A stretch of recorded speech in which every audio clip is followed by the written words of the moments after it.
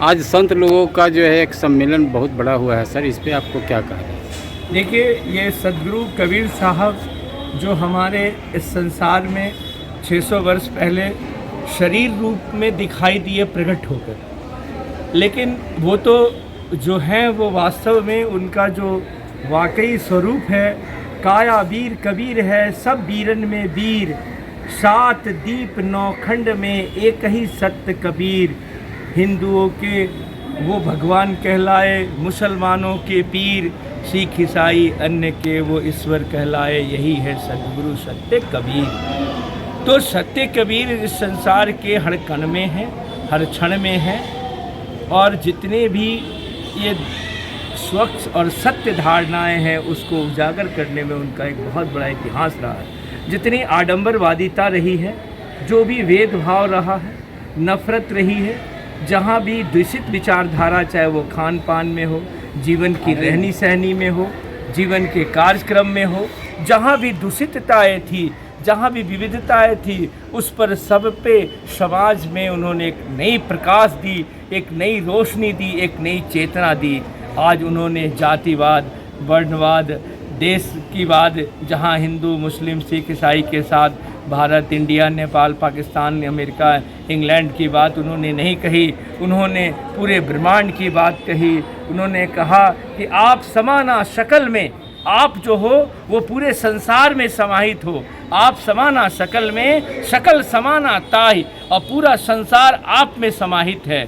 तो इतनी बड़ी बात कहने वाले वाकई आप ही पूरी दुनिया में हो, क्योंकि जब आपका जो यह आत्मिक स्वरूप है, यह जो जीवंत आपके शरीर में जो आत्मा रूपी घूम रहा है, यही आत्मा जीवन पूरी दुनिया में है। और इसीलिए आप समाना शकल में, शकल समाना ताई, और कबीर समाना बूझ में वहाँ दूतिया नाई। कोई दूसरा नहीं है। किसके साथ चोरी, किसके साथ बेईमानी, किसके साथ बलात्कारी, किसके साथ दुश्मनी, किसके साथ बैर भाव, अत्याचार, बेविचार की आप बात करते हैं, वह भी आप ही तो हो।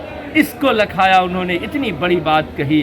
तो उतने बड़े महान विभूति, महान जिनकी कोई उपमा और उनको उपाधि देना भी हमारे लिए तुच्छ हो जाएगा, वैसे महापुरुष जो उन्होंने इस भारत की जो हमारी संविधान है, उस भारत की संविधान में जो हमारे अंबेडकर साहब ने धर्मनिरपेक्ष वर्ड लाया, यह धर्मनिरपेक्ष का जो वास्तविक धर्म है उसका मूल सदगुरु कबीर है। इन्होंने न हिंदू, मुस्लिम, सिख, ईसाई, किसी जाति, वर्ण, व्यवस्था, धर्म, संप्रदाय की बात नहीं कही। उन्होंने धर्मनिरपेक्ष की बात की, समता मूलक की बात की, सबकी बात कही।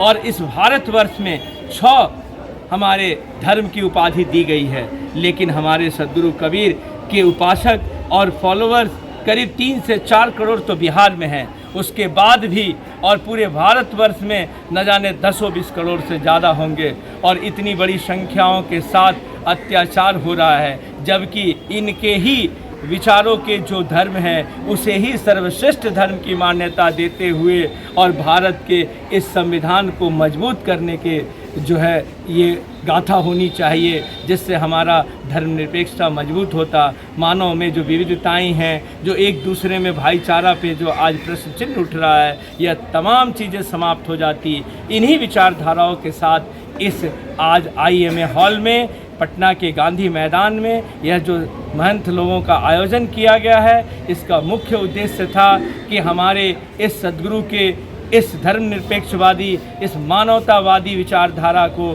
जो है एक संपूर्ण धर्म का रूप दिया जाए और एक सर्वश्रेष्ठ धर्म का स्वरूप दिया जाए, जो हमारे संविधान के अनुच्छेद में, धाराओं में लागू हो। क्योंकि बौद्ध धर्म भी क्या है, एक बौद्धिक विचारधारा को ही बौद्ध धर्म माना गया।